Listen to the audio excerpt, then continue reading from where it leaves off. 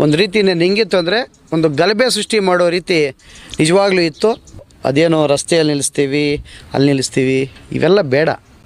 ಸರ್ಕಾರದ ನಿಯಮಗಳನ್ನು ಗಾಳಿಗೆ ತೋರಿ ಏಕಾಏಕಿ ಹೋಗಿ ನಾನು ಊಟ ಕೊಡ್ತೀನಿ ಅಂಥೇಳಿ ಅಲ್ಲಿ ಹೋಗಿ ಏನೇನು ಅವಾಚ್ಯ ಕೆಲವೆಲ್ಲ ಶಬ್ದಗಳೆಲ್ಲ ಅವ್ರು ಬಳಸಿದ್ದಾರೆ.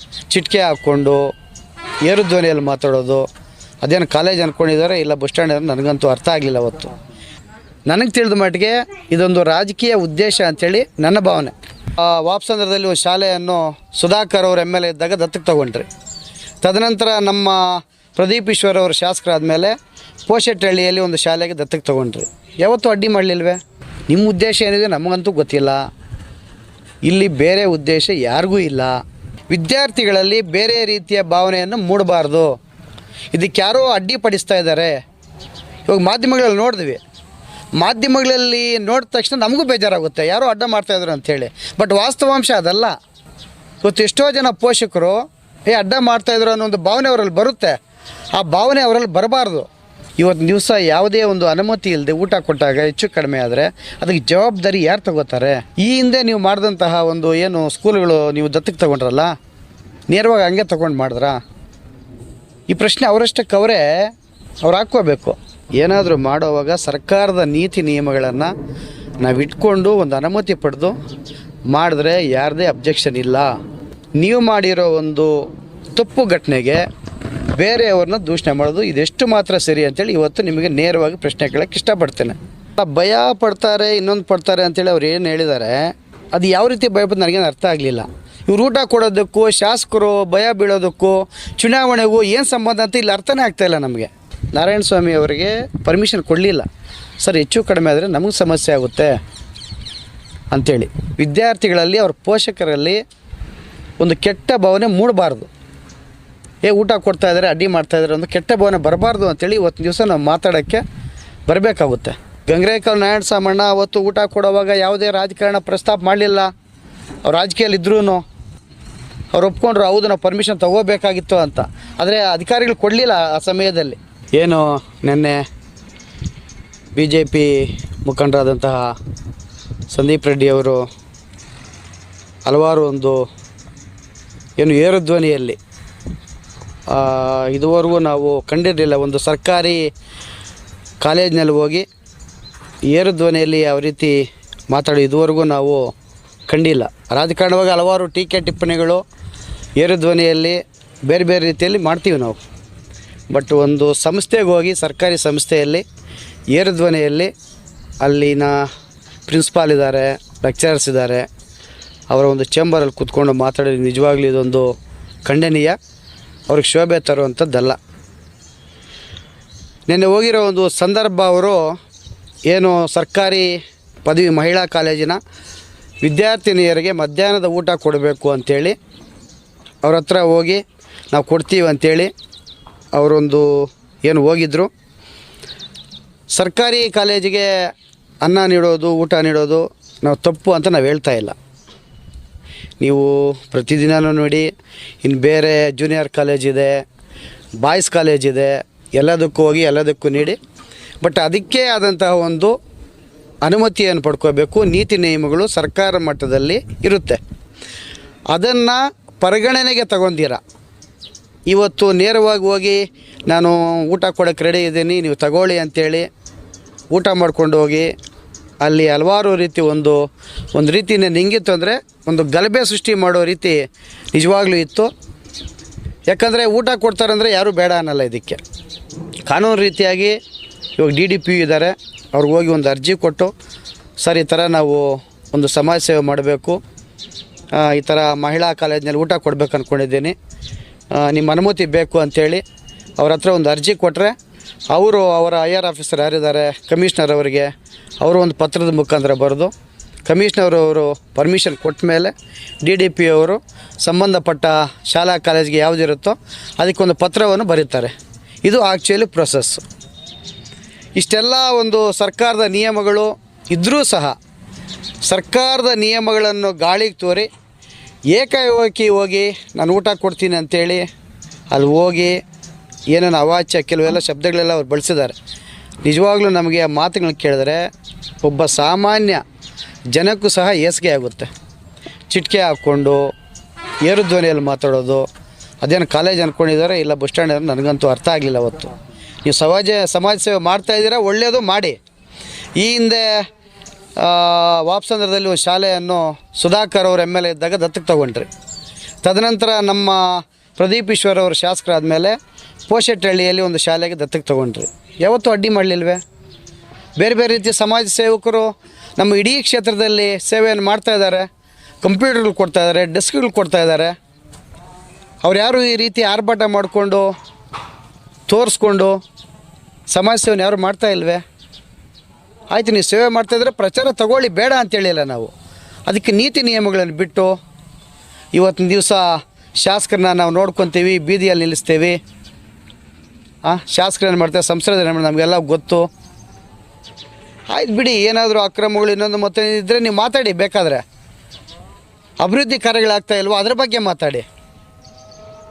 ಇವತ್ತು ಯಾಕೆ ಈ ವಿಚಾರ ಬರುತ್ತೆ ಅಂದರೆ, ವಿದ್ಯಾರ್ಥಿಗಳಲ್ಲಿ ಬೇರೆ ರೀತಿಯ ಭಾವನೆಯನ್ನು ಮೂಡಬಾರ್ದು. ಇದಕ್ಕೆ ಯಾರೋ ಅಡ್ಡಿಪಡಿಸ್ತಾ ಇದ್ದಾರೆ. ಇವಾಗ ಮಾಧ್ಯಮಗಳಲ್ಲಿ ನೋಡಿದ್ವಿ, ಮಾಧ್ಯಮಗಳಲ್ಲಿ ನೋಡಿದ ತಕ್ಷಣ ನಮಗೂ ಬೇಜಾರಾಗುತ್ತೆ, ಯಾರೋ ಅಡ್ಡ ಮಾಡ್ತಾಯಿದ್ರು ಅಂಥೇಳಿ. ಬಟ್ ವಾಸ್ತವಾಂಶ ಅದಲ್ಲ. ಇವತ್ತು ಎಷ್ಟೋ ಜನ ಪೋಷಕರು ಅಡ್ಡ ಮಾಡ್ತಾಯಿದ್ರು ಅನ್ನೋ ಒಂದು ಭಾವನೆ ಅವರಲ್ಲಿ ಬರುತ್ತೆ. ಆ ಭಾವನೆ ಅವರಲ್ಲಿ ಬರಬಾರ್ದು. ಇವತ್ತು ಊಟ ಕೊಡ್ತಾಯಿದ್ದೀವಿ, ನಾಳೆ ಬೆಳಗ್ಗೆ ಏನಾದರೂ ಫುಡ್ ಪಾಯ್ಸನ್ ಆಯಿತು ಅಂದರೆ, ಇವತ್ತು ಮಕ್ಕಳಿಗೆ ಊಟ ಹಾಕಬೇಕು ಅಂಥೇಳಿ ನಾವೇನು ಹೊರಟಿದ್ದೀವಿ, ನಾಳೆ ಬೆಳಗ್ಗೆ ಅಲ್ಲಿ ಕೆಲಸ ಮಾಡ್ತಾರಲ್ಲ, ಪ್ರಿನ್ಸಿಪಾಲ್ ಇರ್ಬೋದು, ಲೆಕ್ಚರರ್ಸ್ ಇರ್ಬೋದು, ಅವ್ರ ತಲೆದಂಡೆ ಆಗುತ್ತೆ. ಇಡೀ ರಾಜ್ಯದಲ್ಲಿ ಇಂಥ ಪ್ರಕರಣಗಳನ್ನ ಹಲವಾರು ನೋಡಿದ್ದೀವಿ. ಆಗ ಅವ್ರ ಮಕ್ಕಳಿಗೆ ಯಾರಾಗ್ತಾರೆ? ಇವಾಗ ಪ್ರಿನ್ಸಿಪಾಲ್ ಇರ್ಬೋದು, ಲೆಕ್ಚರರ್ಸ್ ಇರ್ಬೋದು. ಇವತ್ತು ದಿವಸ ಯಾವುದೇ ಒಂದು ಅನುಮತಿ ಇಲ್ಲದೆ ಊಟ ಕೊಟ್ಟಾಗ ಹೆಚ್ಚು ಕಡಿಮೆ ಆದರೆ ಅದಕ್ಕೆ ಜವಾಬ್ದಾರಿ ಯಾರು ತಗೋತಾರೆ? ಈ ಹಿಂದೆ ನೀವು ಮಾಡಿದಂತಹ ಒಂದು ಏನು ಸ್ಕೂಲ್ಗಳು ನೀವು ದತ್ತಕ್ಕೆ ತಗೊಂಡ್ರಲ್ಲ, ನೇರವಾಗಿ ಹಂಗೆ ತೊಗೊಂಡು ಮಾಡಿದ್ರಾ? ಈ ಪ್ರಶ್ನೆ ಅವರಷ್ಟಕ್ಕೆ ಅವರೇ ಅವ್ರು ಹಾಕ್ಕೋಬೇಕು. ನಾನು ಮಾಡಿರೋ ಸರಿನಾ? ಯಾವುದೇ ಅನುಮತಿ ಇಲ್ಲದೆ ನೇರವಾಗಿ ಹೋಗಿ ನಾನು ಇಲ್ಲಿ ಏನಾದರೂ ಹಂಚಿದ್ರೆ ಇವರು ನೋಡ್ಕೊಂಡಿರಲ್ಲ, ಯಾರೋ ಒಬ್ರಿಗೆ ಹೇಳಿರ್ತಾರೆ, ಏನಾದರೂ ಫುಡ್ ಪಾಯ್ಸನ್ ಆಯಿತು, ದೇವ್ರ ದೈವ ಆ ಥರ ಆಗೋದು ಬೇಡ. ಆದ್ದರಿಂದ ಏನಾದರೂ ಮಾಡೋವಾಗ ಸರ್ಕಾರದ ನೀತಿ ನಿಯಮಗಳನ್ನು ನಾವು ಇಟ್ಕೊಂಡು ಒಂದು ಅನುಮತಿ ಪಡೆದು ಮಾಡಿದ್ರೆ ಯಾರದೇ ಅಬ್ಜೆಕ್ಷನ್ ಇಲ್ಲ. ಅಲ್ಲ, ಭಯ ಪಡ್ತಾರೆ, ಇನ್ನೊಂದು ಪಡ್ತಾರೆ ಅಂತೇಳಿ ಅವ್ರು ಏನು ಹೇಳಿದ್ದಾರೆ, ಅದು ಯಾವ ರೀತಿ ಭಯಪಟ್ಟು ನನಗೇನು ಅರ್ಥ ಆಗಲಿಲ್ಲ. ಇವ್ರು ಊಟ ಕೊಡೋದಕ್ಕೂ, ಶಾಸಕರು ಭಯ ಬೀಳೋದಕ್ಕೂ, ಚುನಾವಣೆಗೂ ಏನು ಸಂಬಂಧ ಅಂತ ಇಲ್ಲಿ ಅರ್ಥನೇ ಆಗ್ತಾಯಿಲ್ಲ ನಮಗೆ. ನೀವು ಚುನಾವಣೆ ನಿಂತ್ಕೊಳ್ಳಿ, ಯಾರು ಬೇಡ ಅಂದರು? ಬರ್ಕೊಡೋದೇನಿರುತ್ತೆ? ಬೇಡ ಅಂತೇಳಿಲ್ವಲ್ಲ. ಹೋಗ್ಲಿ, ನೀವು ಸಮಾಜ ಸೇವೆ ಮಾಡಿದ್ರೆ ಚುನಾವಣೆ ನಿಂತ್ಕೊಳ್ಳೋಕ್ಕಂತ ಯಾರೂ ಅದನ್ನು ಬೊಟ್ಟು ಮಾಡಿ ತೋರಿಸಿಲ್ವಲ್ಲ. ನಿಮ್ಮಷ್ಟಕ್ಕೆ ನೀವೇ, ಪ್ರಶ್ನೆನೂ ನೀವೇ, ಉತ್ತರನೂ ನೀವೇ, ಹಿಂದೇನೂ ನೀವೇ ಮಾತಾಡ್ತೀರಾ, ಮುಂದೆನೇ ನೀವೇ ಮಾತಾಡ್ತೀರಾ. ನೀವು ಸೇವೆ ಮಾಡಿಯಪ್ಪ, ಬೇಡ ಅಂದಿಲ್ಲ ನಾವು. ಯಾರು ಬೇಡ ಅಂದರು? ನಿಮ್ಮಂತಹ ನೂರಾರು ಜನ ಈ ಕ್ಷೇತ್ರದಲ್ಲಿ ಸೇವೆ ಮಾಡ್ತಾರೆ, ನಮ್ಗೆ ಗೊತ್ತಾಗ್ತಾ ಇಲ್ಲ ಅಷ್ಟೇ. ಅದು ಬೆಳಕಿಗೆ ಬರ್ತಾ ಇಲ್ಲ. ಹಲವಾರು ಶಾಲೆಗಳ ಅಭಿವೃದ್ಧಿ ಆಗಿದ್ದಾವೆ ಇಲ್ಲಿ. ಹಲವಾರು ಶಾಲೆಗಳಿಗೆ ಬೇಕಾದಂಥ ಒಂದು ಸವಲತ್ತುಗಳನ್ನ ಕೊಟ್ಟಿದ್ದಾರೆ. ನೀವು ಕೊಡಿ, ಯಾರು ಬೇಡ ಅಂದರು? ಅನುಮತಿ ತಗೊಳ್ಳಿ. ಇವಾಗ ನೀವು ಕಂಪ್ಯೂಟರ್ ಕೊಟ್ರೇನೋ, ಬೇರೆ ಶಾಲಾ ಸಲಕರಣೆ ಕೊಟ್ರೇನೋ ಅಂಥದಕ್ಕೆ ಅಬ್ಜೆಕ್ಷನ್ ಇರೋಲ್ಲ. ಕೊಡಿ, ಎಲ್ಲ ಶಾಲೆಗಳು ಎಲ್ಲೆಲ್ಲಿದೆಯೋ ಇವಾಗ ಎಲ್ಲ ಕೊಡಿ, ನಾವೇನು ಬೇಡ ಅಂದ್ವಾ? ಊಟ ಯಾಕಂದರೆ ಇದು ಸೆನ್ಸಿಟಿವ್ ವಿಚಾರ. ಈ ಹಿಂದೆ ನಮ್ಮ ಹಿಂದೆ ಜಿಲ್ಲಾ ಪಂಚಾಯಿತಿ ಅಧ್ಯಕ್ಷರಾದಂತಹ ಗಂಗರೇಕಾಲು ನಾರಾಯಣಸ್ವಾಮಿ ಅವರು ಕೊರೋನಾ ಸಮಯದಲ್ಲಿ ಎಲ್ಲ ರೈತರಿಗೂ ಏನು ಮಾರ್ಕೆಟ್ಗೆ ಬರ್ತಾರೆ, ಹೋಟ್ಲಿಲ್ಲ ಅಂಥೇಳಿ ಅವ್ರಿಗೊಂದು ಊಟದ ವ್ಯವಸ್ಥೆ ಮಾಡಬೇಕು ಅಂತೇಳಿ ಹೊರಟರು. ಆ ಸಂದರ್ಭದಲ್ಲಿ ಅಧಿಕಾರಿಗಳು ಅವ್ರನ್ನ ತಡೆದ್ರು. ಯಾಕೆ ತಡೆದ್ರು? ನಾಳೆ ಬೆಳಗ್ಗೆ ಏನಾದರೂ ಹೆಚ್ಚು ಕಡಿಮೆ ಆದರೆ ಸೇವನೆ ಮಾಡೋ ಊಟದಲ್ಲಿ ಅದಕ್ಕೆ ಜವಾಬ್ದಾರಿ ಯಾರು ತಗೊತಾರೆ?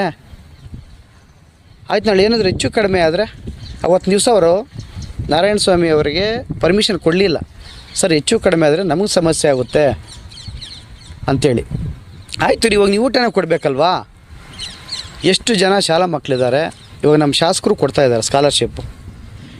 ಈ ರೀತಿ ಮಾಡೋಕ್ಕಾಗಲ್ಲ ಅಂಥೇಳಿ ಇವತ್ತು ಶಾಸಕರು ಎಲ್ರಿಗೂ ಸ್ಕಾಲರ್ಶಿಪ್ ಕೊಡ್ತಾಯಿದ್ದಾರೆ, ಬಟ್ಟೆ ಕೊಡ್ತಾಯಿದ್ದಾರೆ. ಶಾಲಾ ಮಕ್ಕಳಿಗೆ ಯಾರಾದರೂ ಸಮಸ್ಯೆ ಅಂತ ಹೋದರೆ ಹೈಯರ್ ಎಜುಕೇಷನ್ಗೆ ಇದೆಲ್ಲ ಅವ್ರ ಸ್ವಂತ ಹಣದಿಂದ ಕೊಡ್ತಾ ಇರೋದು. ಇವತ್ತು ನಾವು ಮಾತಾಡೋಕ್ಕೆ ವಿಚಾರಗಳು ಸಾಕಷ್ಟಿದ್ದಾವೆ. ಇವತ್ತು ಯಾಕೆ ಈ ವಿಚಾರಗಳಲ್ಲಿ ಹೇಳಬೇಕು ಅಂದರೆ ವಿದ್ಯಾರ್ಥಿಗಳಲ್ಲಿ ಅವ್ರ ಪೋಷಕರಲ್ಲಿ ಒಂದು ಕೆಟ್ಟ ಭಾವನೆ ಮೂಡಬಾರ್ದು. ಊಟ ಕೊಡ್ತಾಯಿದ್ದಾರೆ, ಅಡ್ಡಿ ಮಾಡ್ತಾಯಿದ್ದಾರೆ, ಒಂದು ಕೆಟ್ಟ ಭಾವನೆ ಬರಬಾರ್ದು ಅಂಥೇಳಿ ಇವತ್ತಿನ ದಿವಸ ನಾವು ಮಾತಾಡೋಕ್ಕೆ ಬರಬೇಕಾಗುತ್ತೆ.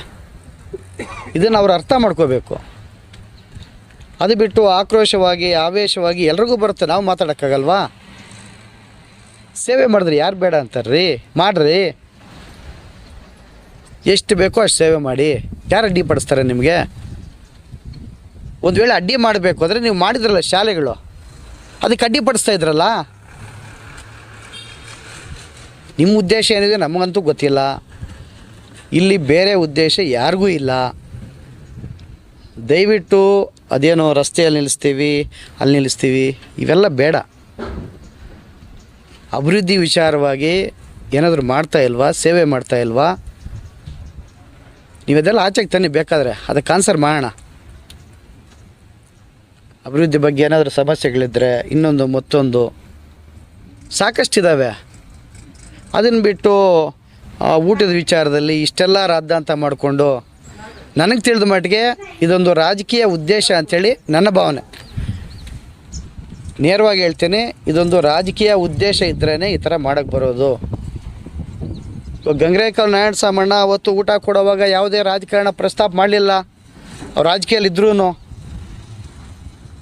ಮಾಧ್ಯಮದ ಮುಂದೆ ಬಂದು ಒಂದು ಹೇಳಿಕೆ ಕೂಡ ನೀಡಲಿಲ್ಲ. ಅವ್ರು ಒಪ್ಕೊಂಡ್ರು, ಹೌದು ನಾವು ಪರ್ಮಿಷನ್ ತೊಗೋಬೇಕಾಗಿತ್ತು ಅಂತ. ಆದರೆ ಅಧಿಕಾರಿಗಳು ಕೊಡಲಿಲ್ಲ ಆ ಸಮಯದಲ್ಲಿ. ಇಂಥ ಹಲವಾರು ಘಟನೆಗಳಾಗಿದ್ದಾವೆ.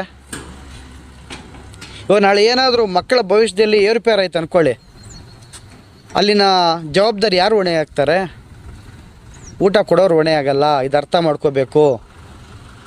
ಸಂಬಂಧಪಟ್ಟ ಅಧಿಕಾರಿಗಳು, ಸಂಬಂಧಪಟ್ಟಂತಹ ಅಲ್ಲಿ ಪ್ರಿನ್ಸಿಪಾಲ್ ಅವರು, ಇಡೀ ರಾಜ್ಯ ಮಟ್ಟದಲ್ಲಿ ನ್ಯೂಸ್ ಆಗುತ್ತೆ. ಆಮೇಲೆ ಹೆಚ್ಚು ಕಡಿಮೆ ಆದರೆ ಆಗೋದು ಬೇಡ. ಭಗವಂತನಲ್ಲಿ ನಾವು ಪ್ರಾರ್ಥನೆ ಮಾಡೋಣ. ನಾಳೆ ಬೆಳಗ್ಗೆ ಶಾಸಕರು ಕೂಡ ತಲೆ ತೆಗೆಸ್ಬೇಕಾಗುತ್ತೆ. ಏನಪ್ಪ ಇಂಥ ಕ್ಷೇತ್ರದಲ್ಲಿ ಇಂಥ ಅನಾಹುತಗಳಾಗಿದ್ದಾವೆ, ಅಲ್ಲಿನ ಜನಪ್ರತಿನಿಧಿ ಏನು ಮಾಡ್ತಾಯಿದ್ದಾರೆ ಅಂಥೇಳಿ ಇಡೀ ರಾಜ್ಯ ಪ್ರಶ್ನೆ ಮಾಡುವಂತಹ ಒಂದು ಸಂದರ್ಭ ಉದ್ಭವ ಆಗುತ್ತೆ. ಇವಾಗಲೂ ಏನು ಕಾಲ ಮಿಂಚಿಲ್ಲ. ತಗೊಳ್ಳಿ ನೀವು ಪರ್ಮಿಷನ್ನು, ಅನುಮತಿ ತಗೊಂಡು ಬರೀ ಒಂದು ಕಾಲೇಜಲ್ಲ, ಎಂಟೈರ್ ಚಿಕ್ಕಬಳ್ಳಾಪುರದ ಎಷ್ಟು ಕಾಲೇಜಿಗೆ ಅಷ್ಟು ಕಾಲೇಜಿಗಳು ಕೊಡಿ ಊಟ. ಯಾರೂ ಬೇಡ ಅಂದಿಲ್ಲ. ಅನುಮತಿ ಪಡೆದರೆ ನೇರವಾಗಿ ನಾನು ಹೇಳ್ತೀನಿ, ಇವತ್ತು ದಯವಿಟ್ಟು ಇಂಥ ಕೆಲಸಗಳನ್ನು ಮಾಡಿ ಯಾರೋ ಅಡ್ಡಿ ಪಡೆದ್ರು ಅಂತೇಳಿ ಗೂಬೆ ಕೂರ್ಸೋಕ್ಕೆ ಹೋಗಬೇಡಿ. ಮಕ್ಕಳಲ್ಲಿ ತಪ್ಪು ಭಾವನೆ ಮೂಡ್ಸೋಕ್ಕೆ ಹೋಗಬೇಡಿ. ಇವತ್ತು ಮಾನ್ಯ ಶಾಸಕರು ವಿದ್ಯಾರ್ಥಿಗಳ ಭವಿಷ್ಯಕ್ಕೆ ಏನು ಬೇಕೋ ಎಲ್ಲ, ಮೈನ್ ಅವ್ರ ಉದ್ದೇಶ ಒಂದು ಶಿಕ್ಷಣ, ಇನ್ನೊಂದು ಆರೋಗ್ಯ, ಏನು ಬೇಕೋ ಎಲ್ಲ ಮಾಡ್ತಾಯಿದ್ದಾರೆ. ಜನ ಅನುಕೂಲ ಪಡ್ಕೋತಾ ಇದ್ದಾರೆ. ಇವತ್ತು ಯಾರು ವಿದ್ಯಾರ್ಥಿಗಳು ಬಂದು ನೇರವಾಗಿ ನನಗೆ ಸಮಸ್ಯೆ ಅಂತ ಹೇಳಿಲ್ಲ. ಆದರೂ ನೀವು ಹೋಗಿ ಕೊಟ್ಟಿದ್ದೀರಾ, ಅನುಮತಿ ತೊಗೊಂಡು ಕೊಡಿ. ಇಷ್ಟು ಹೇಳಕ್ಕೆ ಬಯಸ್ತೇನೆ. ಮುಂದೆ ಈ ಥರ ಧಮಕಿಗಳಾಕಿ ಒಂದು ಸಂಸ್ಥೆಯಲ್ಲಿ ಹೋಗಿ ಏರು ಧ್ವನಿಯಲ್ಲಿ ಮಾತಾಡೋದು ದಯವಿಟ್ಟು ಇವನು ಇಲ್ಲಿಯೇ ನಿಲ್ಲಿಸಬೇಕು ಅಂಥೇಳಿ ಈ ಮೂಲಕ ತಮ್ಗೆ ಹೇಳೋಕ್ಕೆ ಇಚ್ಛಪಡ್ತೇನೆ.